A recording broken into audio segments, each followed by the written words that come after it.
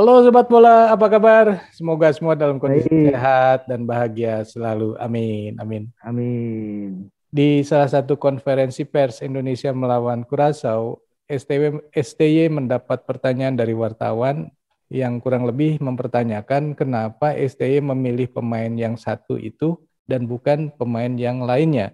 Padahal Ya, pemain yang lainnya ini sudah nampak hasilnya di Liga 1. Ini akan menjadi pertanyaan yang menarik. Bro Ipung, ya, kira-kira apa jawaban dari pertanyaan ini? ya.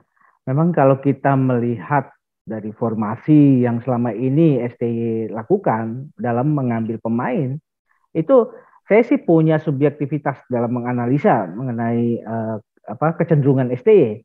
Jadi sepertinya STY itu punya pakem bahwa dia akan memilih pemain yang satu ya, kriterianya adalah dia masih berusia muda, gitu loh bro. Hmm. Karena pemain-pemain yang dari usia muda itu lebih mudah buat STY dalam menggemblengnya. Karena yang digembleng oleh STY bukan cuma sekedar skill permainan, tapi dia juga mulai mencakup masalah fisik, pengembangan fisik.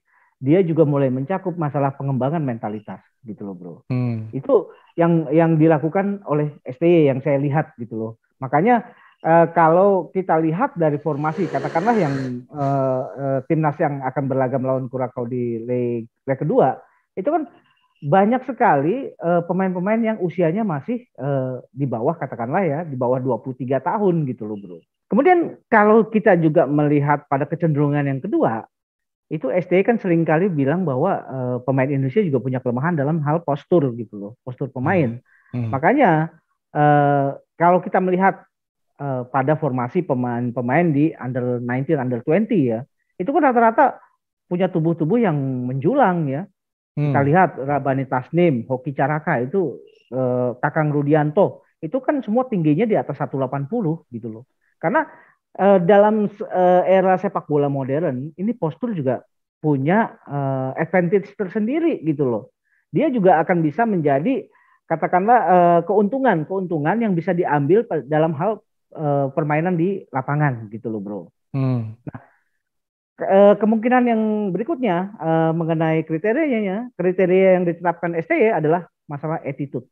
Ini sangat Hmm. penting karena saya melihat ada beberapa contoh dari attitude-attitude yang kemudian menjadi kontraproduktif kalau berhadapan dengan STY. Attitude pemain ini paling ditekankan oleh STY adalah masalah kedisiplinan. Itu yang utama. Hmm. Kemudian dari situ juga STY dari melihat pada pemain-pemain muda, ini juga rujukannya adalah masalah mentalitas. Mentalitas ini juga berujung pada daya juang gitu loh bro. Dan Hmm. yang terakhir justru saya melihat masalah skill gitu loh. Hmm. Skill juga menjadi penilaian tersendiri, tapi itu bukan hal yang utama kalau saya melihat.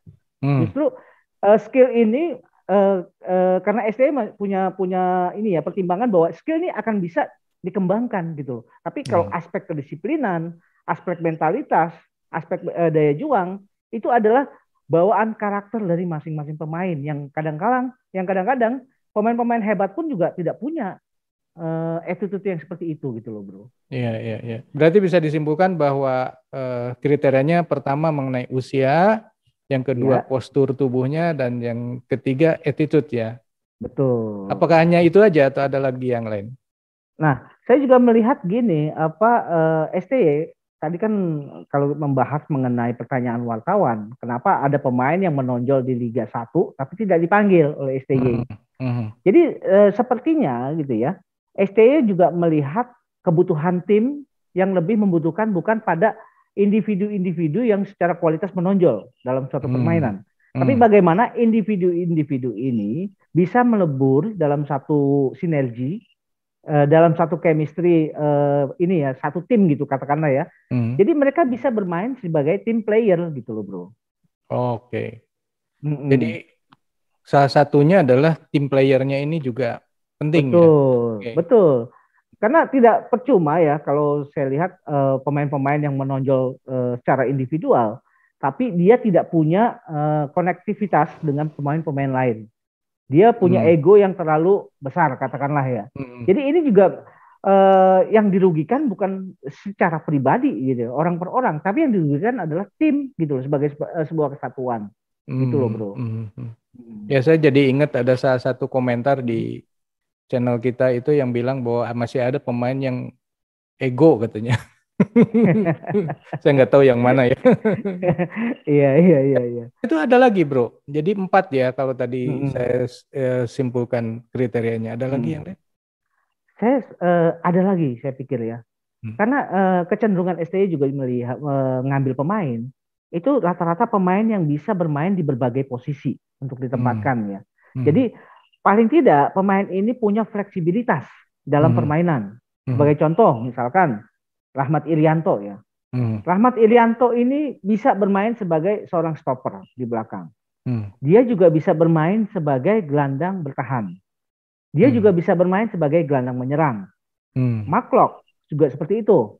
Hmm. Mark bisa bermain sebagai gelandang serang, tapi juga dia bisa bermain sebagai pemain yang paling cepat untuk melakukan transisi sebagai pemain Hmm. jangkar, gitu loh.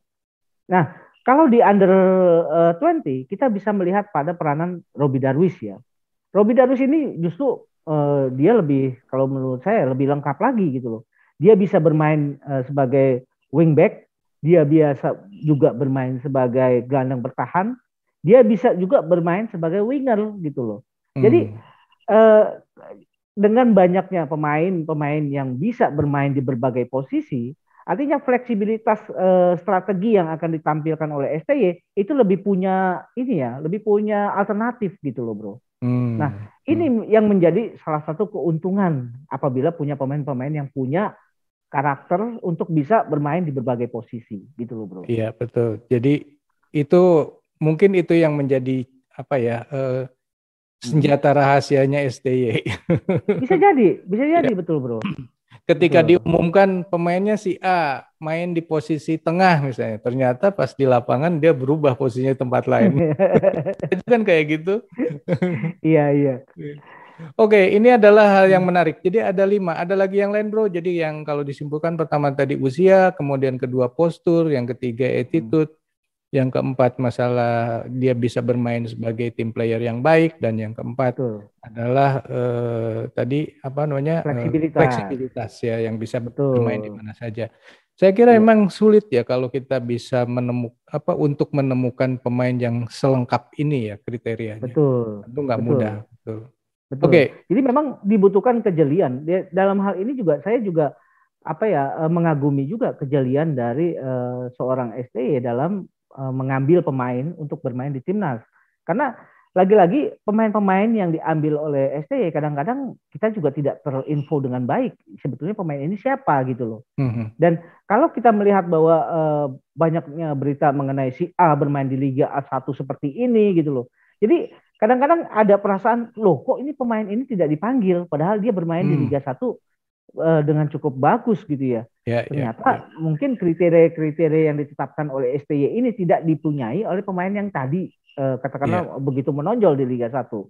ya, ya, Tapi ya, begitu pemain yang diambil STY yang tadinya tidak terdengar itu menjadi bisa bersinar gitu loh, bro. ya, ya, betul, betul. Oke, kalau memang cuma 5 ini, tapi Ya, kenapa ada pemain yang usianya tidak muda lagi? Itu yang betul. pertama. Yang Ya. kedua, dengan Ronaldo Kuate ini, apakah Ronaldo Kuate ini anak emas? Gimana, bro? Ya, ya memang gini, yang namanya timnas tentu kan tidak bisa secara seragam kita menentukan kriterianya adalah harus muda gitu loh. Mhm. Tapi bagaimana kebutuhan tim ini yang paling penting gitu loh.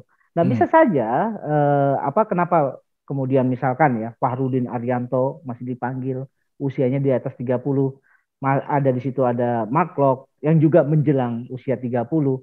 Nah kemungkinan ya untuk pemain-pemain yang senior masih dipanggil itu karena tenaganya masih dibutuhkan. Hmm. Yang dibutuhkan adalah selain tenaganya, yang dibutuhkan adalah masalah pengalaman. Hmm. Dan bisa jadi bahwa posisi yang masih ditempati oleh misalkan Fahrudin dan Mark Lok ini belum ada pemain nasional yang masih muda yang bisa menempati posisi seperti itu dan punya Hmm. karakter seperti itu. Hmm. Makanya penting juga dalam sebuah tim ada pemain-pemain yang punya pengalaman lebih yang bisa menjadi panutan gitu loh bro. Yeah. Karena yang kita takutkan sekali bahwa kalau semua terdiri dari pemain muda itu tidak ada karakter yang menonjol sebagai seorang pemimpin gitu loh bro. Jadi tidak heran kalau Fahrudin Arianto dan Mark Klok masih dibutuhkan karena mereka punya pertama leadership, punya pengalaman dan punya skill gitu loh bro. Oh, itu di luar kriteria yang 5 tadi berarti ya? Iya, betul. Oke. Nah, kalau mengenai Ronaldo Kuate, ini juga agak membingungkan ya bro. Karena kalau kita melihat pada kriteria-kriteria di atas, sebetulnya mungkin yang bisa masuk dalam kriteria yang ditetapkan oleh STY adalah faktor usia. Karena Ronaldo Kuate masih muda. Kemudian faktor kedua, mungkin dia juga pemain yang sebetulnya disiplin gitu loh bro. Punya kedisiplinan. Dia juga mungkin juga dia juga pemain yang dari sisi usia skillnya sudah sangat menonjol gitu loh bro. Nah memang yang perlu dibenahi dari Ronaldo Kuate adalah aspek mentalitas dan daya juang. Itu aja gitu loh. Saya pikir ya. Makanya ini adalah tugas dari selain kepelatihan juga kan salah satu tugasnya adalah bagaimana membimbing para pemain untuk bisa punya mentalitas yang bagus gitu loh. Dan bisa jadi ini adalah PR buat mereka bagaimana bisa membuat ya mengcreate Ronaldo Kuate menjadi pemain-pemain yang punya mentalitas yang kuat, punya daya juang yang juga oke gitu loh bro. Selain memang dia punya skill yang bagus gitu bro. Wah mantap banget. Oke Sobat Bola, itulah obrolan kita mengenai kurang lebihnya kriteria yang dipakai STY untuk merekrut pemain di timnas ya, baik itu di timnas U20 maupun timnas senior. Menurut Sobat sendiri kira-kira kriteria apa lagi yang dipakai oleh STY untuk rekrut pemain timnas? Silakan tulis di kolom komentar. Saya pikir segitu dulu obrolan kita kali ini. Kita lanjut di video yang akan datang. Sampai jumpa. Bye. Oke, thank you bro.